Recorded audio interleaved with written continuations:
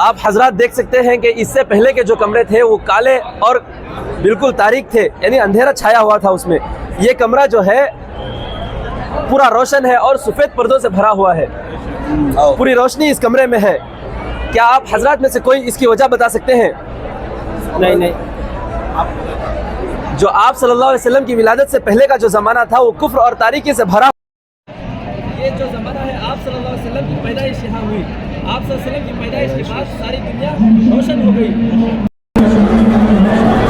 یہ وہ گھر ہے جہاں نبی کریم صلی اللہ علیہ وسلم پیدا ہوئے تھے۔ آپ صلی اللہ علیہ وسلم 12 ربیع الاول کو عام الفیل میں، عام الفیل یعنی وہ سال جس سال میں ابرہہ کی فوج کو اللہ تعالیٰ نے تباہ کیا تھا، اس سال میں پیدا ہوئے تھے۔ آپ صلی اللہ علیہ وسلم پاک صاف اور ختنہ شدہ پیدا ہوئے تھے۔ آپ کی والدہ حضرت آمینہ فرماتی تھی، جس دن سے میں نے اپنے آپ کو امید سے ہونے کی خوشخبری پائی، اس دن سے لے کر آپ صلی اللہ علیہ وسلم کی ولادت تک مجھے کبھی کوئی تکلیف نہیں ہوئی۔ سبحان اللہ، یہ اللہ کی بہت بڑی رحمت تھی۔ آپ کے دادا عبد المطلب نے نومولود کو، جب اللہ کے نبی صلی اللہ علیہ وسلم پیدا ہوئے تو نومولود کو گود میں لے کر خانہ کعبہ لے گئے۔ یہ وہ خانہ کعبہ ہے اس وقت کا، اور اللہ کا شکریہ ادا کیا، اور آپ صلی اللہ علیہ وسلم کا نام محمد رکھا۔ آپ کی والدہ نے آپ کا نام احمد رکھا۔ یوں آپ کے دو نام ہوئے، ایک محمد اور دوسرا احمد۔ محمد کے معنی سب سے زیادہ جس کی تعریف کی گئی ہے، اور احمد کے معنی جو اللہ کا سب سے زیادہ تعریف کرنے والا ہے۔ آپ صلی اللہ علیہ وسلم کا حضرت عیسیٰ علیہ السلام نے بھی بنو اسرائیل میں خوشخبری سنا دی تھی کہ میرے بعد ایک رسول تشریف لائیں گے جن کا نام احمد ہوگا۔ اس خوشی کے موقع پر سبھی حضرات ایک مرتبہ درود شریف پڑھ لیں۔ اللہم صلی علی محمد وعلی آل محمد کما صلیت علی ابراہیم وعلی آل ابراہیم انک حمید مجید۔ آپ صلی اللہ علیہ وسلم کی آمد ساری انسانیت کے لیے، ساری دنیا کے لیے بہت بڑی رحمت تھی۔ آپ کی توجہ کا شکریہ، جزاکم اللہ خیر و احسن الجزاء۔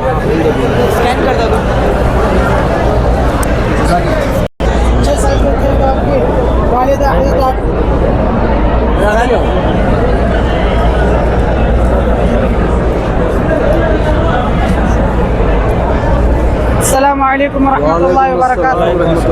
محترم حضرات، اس ماڈل کے ذریعے آج میں آپ کو نبی اکرم صلی اللہ علیہ وسلم کے بچپن کا ایک نہایت درد بھرا واقعہ سناؤں گا۔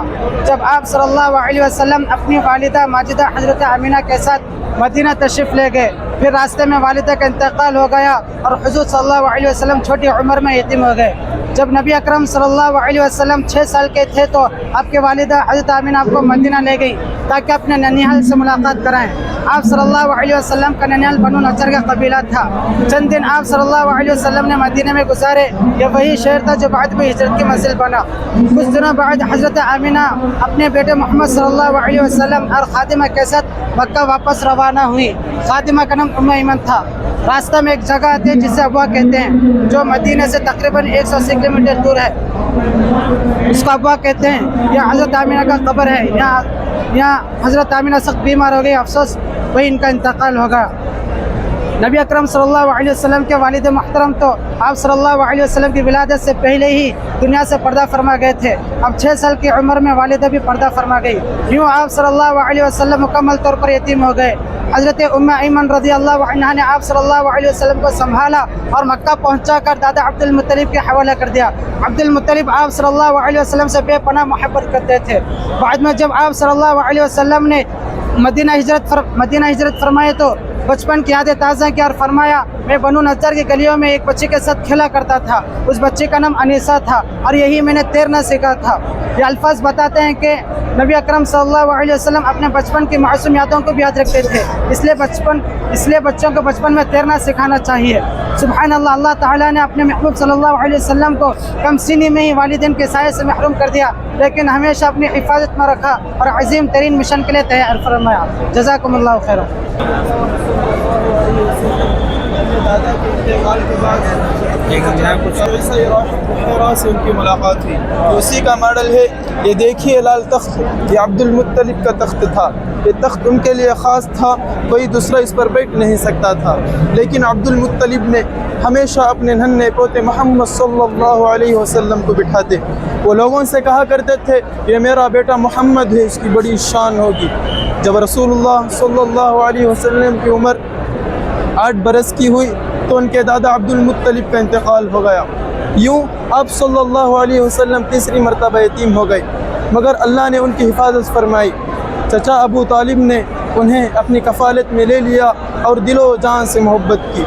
जब रसूलुल्लाह सल्लल्लाहु अलैहि वसल्लम की उम्र 12 बरस की हुई तो अबू तालिब ने उन्हें अपने साथ तिजारती सफ़र पर मुल्क शाम ले गए। काफ़िला बुशरा के करीब एक मकाम पर ठहरा। वहाँ एक खानक़ाह का मतलब चर्च, वहाँ एक खानक़ाह में एक ईसाई राहिब बुहैरा रहता था जो तौरात, ज़बूर और इंजील का माहिर आलिम था। बुहैरा ने खानक़ाह से काफ़िले को देखा तो वह हैरान रह गया। उसने देखा कि एक बादल काफ़िले पर साया कर रहा है। फिर उसने कहा यह आम काफ़िला नहीं। काफ़िले वालों को खाने की दावत दी। जब सब आए तो वह चेहरों को गौर से देखने लगा। फिर पूछा क्या कोई रह गया है? उन्होंने कहा हाँ, एक लड़का मोहम्मद ऊँटों को देख रहा है। बुहैरा ने कहा उन्हें फ़ौरन यहाँ ले आओ। आप सल्लल्लाहु अलैहि वसल्लम अंदर आए तो बुहैरा ने पहचान लिया आप सल्लल्लाहु अलैहि वसल्लम की पीठ पर एक ख़ास निशानी थी। वो मोहर नबूवत थी, यानी नबूवत की सील। राहिब के दिल पर लर्ज़ा तारी हो गया। उसने अबू तालिब ने जवाब दिया यह मेरा भतीजा है। बुहैरा ने कहा अपने भतीजे को फ़ौरन मक्का वापस ले जाओ। यहाँ यहूदी कसरत से रहते हैं और हसद की वजह से उन्हें नुकसान पहुँचा सकते हैं।